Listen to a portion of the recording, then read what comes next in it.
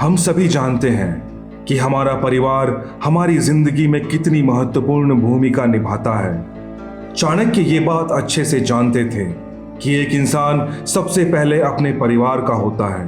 परिवार से समाज बनता है और समाज से राष्ट्र का निर्माण होता है। चाणक्य की ये कहानी बताती है कि हमारे लक्ष्य के लिए परिवार के साथ की कितनी अहमियत होती है।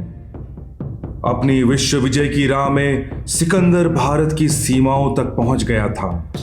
चाणक्य, जिन्हें इस मुसीबत का पूरा अंदेशा था, जानते थे कि भारत को इसका सामना करने के लिए तैयार रहना होगा। सिकंदर को हराने के लिए चाणक्य ने बहुत सी रणनीति बनाई थी।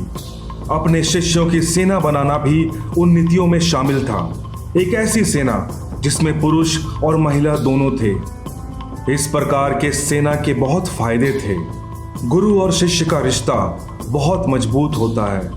एक इंसान अपने शहर या अपने मालिक को तो बदल सकता है, पर वो अपने गुरु के प्रति हमेशा निष्ठावान रहता है। चाणक्य के शिष्यों की सेना उनके प्रति पूरी तरह से समर्पित थी और पूरी आस्था से चाणक्य के निर्देशों का पालन करती थी।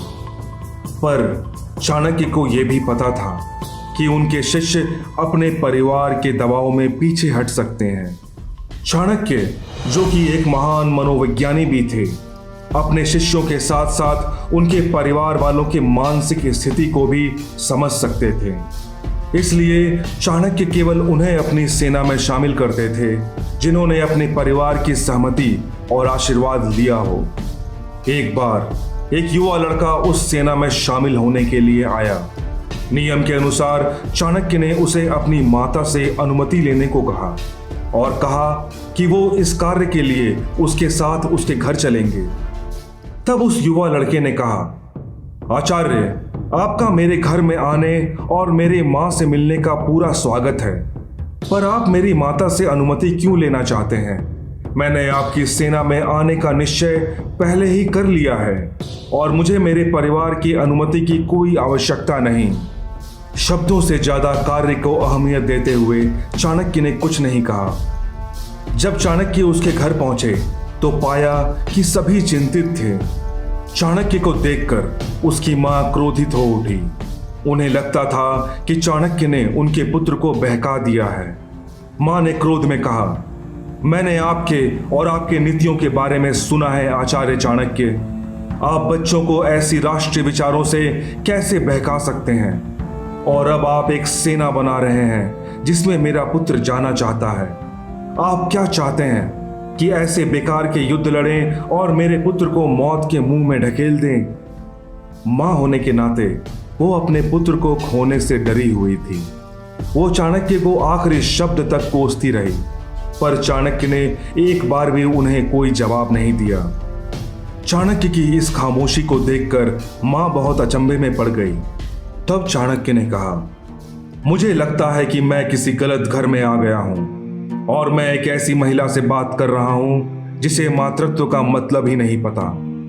मातृत्व को ना समझने वाली बात उन्हें कुछ चुभ गई। उनके चेहरे की प्रतिक्रिया देखते हुए चाणक्य ने अपने शब्दों के प्रहार और तेज करते हुए कहा, अगर किसी मां पर कोई मुसीबत आती है और उसका पुत्र केवल देखता रहे तो क्या वो एक अच्छा पुत्र होगा?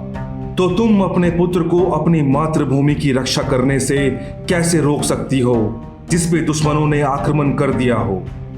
हमारे पूर्वजों ने इस मिट्टी को मां का दर्जा दिया है। इसी मिट्टी ने हमारे महान संस्कृति को जन्म दिया और यही हमारा पालन पोषण करती है। अब इस मां को रक्षा की जरूरत है और इसके पुत्रों को इसकी रक्षा करनी चाहिए। मुझे नहीं लगता कि तुम या तुम्हारा पुत्र इस बात को समझ सकते हो। अपने पुत्र को अपने पास रखो। मैं नहीं चाहता कि ऐसे लोग मेरी सेना में शामिल हों। अपनी बात पूरी करके चाणक्य घर से बाहर जाने लगे। तब युवा लड़के ने गुस्से में कहा, माँ, आप ऐसा कैसे कर सकती हो? मेरे गुरु आपकी अनुमति लेने आए थे और आपने ऐसे उनका अपमान किया। वो अपनी बात और कह पाता उससे पहले ही मां ने दरवाजे पर जाकर आवाज दिया, आचार्य, कृपया रुकिए, घर में आइए और भोजन ग्रहण कीजिए और मेरे पुत्र को अपने साथ ले जाइए। मां को ऐसा पिघलते हुए देखकर चाणक्य ने मुस्कुराते हुए कहा, अगर अनुमति नहीं भी मिलती तब भी मैं उसे अपने साथ ले जाता, पर मैं चाहता था कि तुम्हारे पुत्र को यह एहसास हो जाए कि अगर उसने सेना में शामिल होने के बाद अपने कदम पीछे हटाए तो वापस जाने की कोई जगह नहीं होगी, उसका खुद का घर भी नहीं।